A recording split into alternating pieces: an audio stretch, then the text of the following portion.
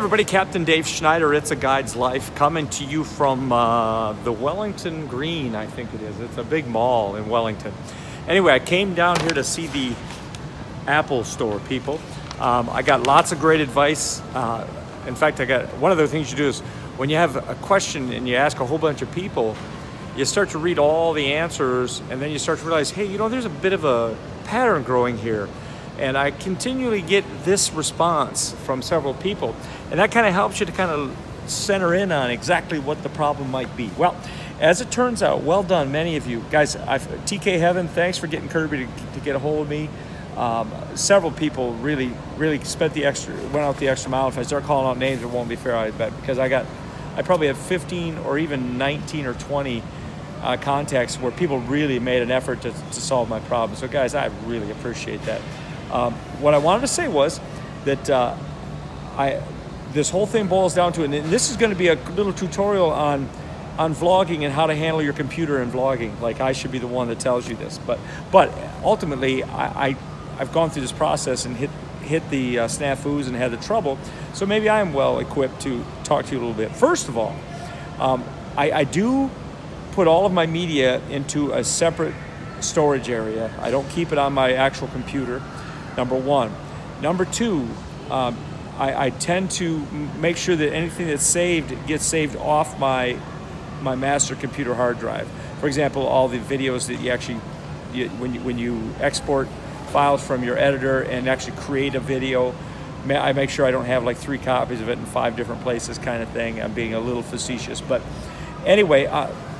But ultimately, when you're dealing with Macintosh, or when you're dealing with Apple, Macintosh actually I don't even think is a thing anymore. Sorry about that. But when you're dealing with a Mac or Apple computers, there's a thing called the iCloud, the cloud. And me not completely understanding how the cloud worked, I mean, I understood that it saved things somewhere and you could get them back and forth and so on and so forth.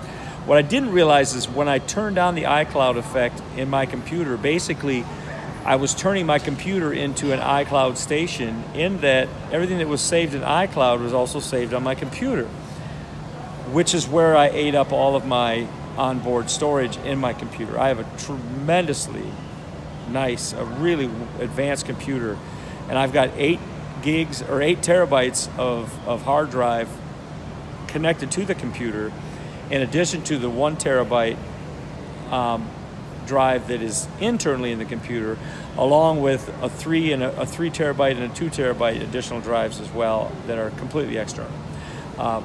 So I've got storage, but for some reason I was not realizing what I was doing, and I basically, by saving all those I clicked all those little things that I wanted to save to the cloud, and I look at it and go, well, you must want them all saved, so I just clicked everything.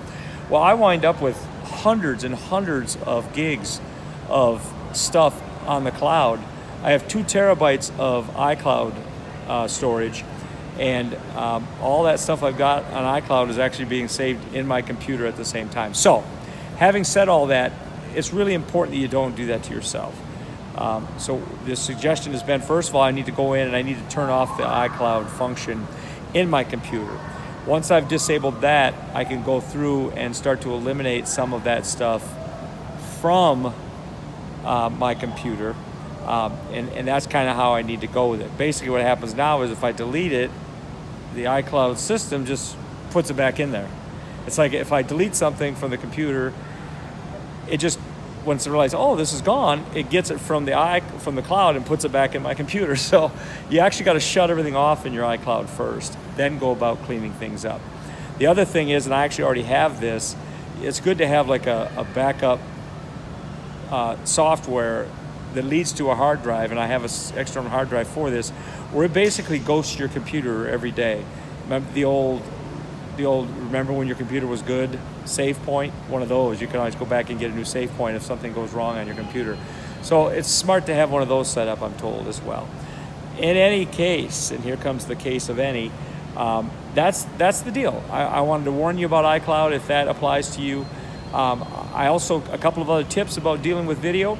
It's very important to label things and keep things well labeled and organized as you add media to your to your drives and to your storage, and and so on. So let's talk fishing. Let's talk fishing. I had an artificial / shiner trip today. Eddie Gomez and Jeff, his good friend Jeff, came out and we fished. It's so funny because they've never shiner fished, and these guys are hardcore artificial guys, and they're like, well, we're gonna get a dozen shiners, just a dozen. And you know what happened? The same thing happened that always happens when somebody says, well, let's just get a dozen shiners to try it. We go shiner fishing for a little while, and they start to realize the bite rate is just bang, bang, bang, bang, bang, bang, pause, bang, bang, bang, bang, pause. And so you start to realize the action can be very good. And of course, last night, Mick scored that nearly 9-pound largemouth that we'll call Fez. By the way, Fez is F-E-S. It stands for Foreign Exchange Student. It's what the kids called Fez in that 70s show. In other words, none of them could pronounce his real name, so they all just called him the Foreign Exchange Kid, Fez. So a lot of people may not know that, but it's actually very funny. And he, of course, dated Big Rhonda, which is what the big fish was last year when Mick came through. He named it Big Rhonda. So big fish are biting. We had clouds and a little bit of wind today, and it translated into a bite in the hayfields that was more towards the top. You could bring a swimming worm over the top and get them to come up and hit it. Now, they weren't quote-unquote topwater bites, because what you'd do is you'd crank it over the top of the lily pads, slow it down as it kind of fell off the lily pads and whatnot, and then get it going again. A lot of times they would hit it in that pause or that draw into the deeper water in the holes. And quite frankly, I found a couple of locations where we're catching 4 to 6 pound fish on artificial baits. And guys, that's a big deal, because we all know that we've been sitting around and looking at all these 1 and 2 pounders, 1 and 2 pounders, 1 and 2 pounders all the time. And so it's pretty cool. June bug has been red hot. Also green pumpkin with a little bit of red flake. On the Icas, pitching Icas into the holes has been red hot. A fluke, watermelon red fluke has been really good. We didn't even fish. I didn't fish the deep hydrilla today at all. We went to the shiner hole, and then we went from the shiner hole to the artificial stuff that I'm on now. And I'm fishing a lot closer. I will tell you this. I don't want to tell you right where I'm at right now, but I will tell you it's more close to the pole area of the hayfields. And the water near the poles is really cleaning up. I mean, the water's really clear. So, Captain Dave Schneider, It's a Guide's Life. That's our video vlogging report. That is also our Lake Okeechobee to the moment fishing report. And I'm going to get this up. My computer should be 100% tomorrow, and that's all good, man. I'm going to get myself some dinner. I'll get this thing up to you before midnight, and I will see you all tomorrow. Got a big trip tomorrow with a YouTube subscriber, 10-year-old dude with his dad, and his cousin's coming down with his dad. We actually got 2 boats going out for a little competition. Should be a lot of fun. Captain Dave Schneider, It's a Guide's Life. Is he bombing me? Is he bombing me back there? Is he getting it? Where is he at? There he is, way over there. Anyway, as usual, my knucklehead nephew's here, and he's there he is. There he is. Yeah, usually I put dork is there, but because it's an old video we did. But anyway, Captain Dave, It's a Guide's Life. I'll see you tomorrow.